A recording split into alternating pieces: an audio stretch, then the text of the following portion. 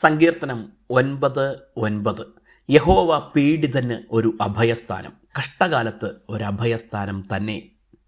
എത്ര ആശ്വാസവും ധൈര്യവും നൽകുന്ന ഒരു വാഗ്ദത്തമാണ് ഇത്.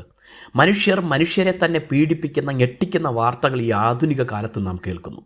മനുഷ്യാവകാശവും സുരക്ഷാ നിയമങ്ങളും നോക്കുകുത്തികളായി നിൽക്കുമ്പോൾ ഒരല്പം ദയയ്ക്കായി ദയനീയമായി നോക്കുന്ന മനുഷ്യരോട് ഒരലിവുമില്ലാതെ കഠിനമായ പീഡനം അഴിച്ചുവിടുന്നവർ മനുഷ്യരെയോ ദൈവത്തെയോ അല്പം പോലും ഭയക്കുന്നില്ല.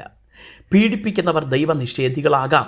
പീഡിപ്പിക്കപ്പെടുന്നവരിൽ പലരും ക്രമേണ ദൈവത്തിലുള്ള വിശ്വാസം നഷ്ടപ്പെടുന്നവരുമായി മാറാം. എന്നാൽ എത്ര കഠിന യാതനകൾ നേരിട്ടാലും ദൈവത്തെ തള്ളിപ്പറയാത്ത, എന്നെങ്കിലും ഒരിക്കൽ ദൈവം തങ്ങളെ അറിയുമെന്ന്, തങ്ങളുടെ വിഷയത്തിന് പരിഹാരം വരുത്തുമെന്ന് പ്രത്യാശിക്കുന്ന അനേകരുണ്ട്. അങ്ങനെയുള്ളവർക്കാണ് ദൈവം ഒരു അഭയസ്ഥാനം എന്ന് പറയുന്നത്. തങ്ങളുടെ തെറ്റുകൾ കൊണ്ട് പീഡയിൽ അകപ്പെടുന്നവരും യാതൊരു തെറ്റും ചെയ്യാതെ പീഡിപ്പിക്കപ്പെടുന്നവരും മറ്റാരെയും അഭയം തേടാൻ കഴിയാത്തവരും ദൈവത്തെ തങ്ങളുടെ അഭയമായി കാണാം. ഏവരുടെയും സ്രഷ്ടാവ് ഒരേ ദൈവം തന്നെയാണ്. അവിടുന്ന് നീതിയുള്ള ന്യായാധിപതിയുമാണ്. പിന്നെന്തുകൊണ്ട് ദൈവം പീഡ അനുവദിക്കുന്നു എന്ന ചോദ്യം ന്യായമായും ഉണ്ടാകാം. മനുഷ്യർക്ക് ദൈവം സ്വതന്ത്രമായി ചിന്തിക്കാനും തീരുമാനമെടുക്കാനും പ്രവർത്തിക്കാനും അധികാരം കൊടുത്തതും സവിശേഷമായ ജ്ഞാനം കൊണ്ട് നിറച്ചതും അവർ ജീവിതം ആസ്വദിക്കാൻ വേണ്ടിയാണ്.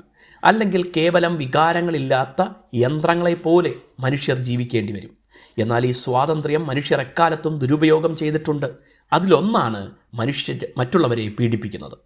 എന്നാൽ കഷ്ടകാലത്ത് ദൈവത്തെ വിളിച്ചപേക്ഷിക്കുന്നവർക്കായി ദൈവം ഉറപ്പായും ഇടപെടും. ഇസ്രായേൽ ജനം ദീർഘകാലം ഫറവോൻ്റെ പീഡ സഹിക്കേണ്ടി വന്നു. എന്നാൽ അവരുടെ നിലവിളി കേട്ട് ദൈവം അവർക്കായി ഇറങ്ങി വന്നു.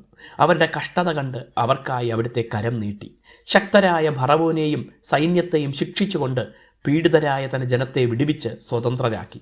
ഈ ദൈവം നമുക്കും കഷ്ടകാലത്ത് ഒരു അഭയസ്ഥാനം തന്നെയാണ്. ദൈവം നിങ്ങളെ അനുഗ്രഹിക്കട്ടെ.